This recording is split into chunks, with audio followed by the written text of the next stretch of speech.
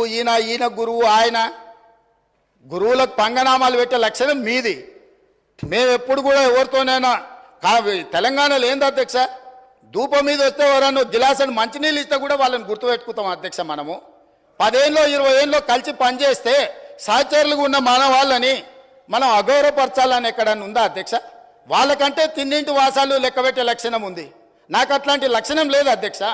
నేను మిత్రులను మిత్రులాగానే చూస్తా, సహచరులను సహచరులలాగా చూస్తా.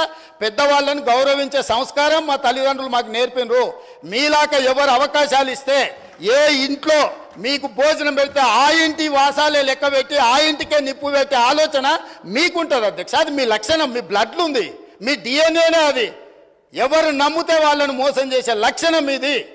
కాబట్టి మళ్ళొక్కసారి ఏదైనా మీరు అంశాల ప్రాతిపదికన మాట్లాడుండ్రి, వివరాల మీద ఈరోజు సగం రాత్రి కానీ చర్చిద్దాం. అన్ని రికార్డులు తీసుకొని వస్తా అధ్యక్ష. నేను మొత్తం రికార్డులు సభలో పెడదాం.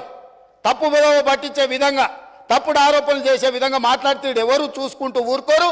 మీ వాదన ఏందో కమిషన్ ముందలు చెప్పండి.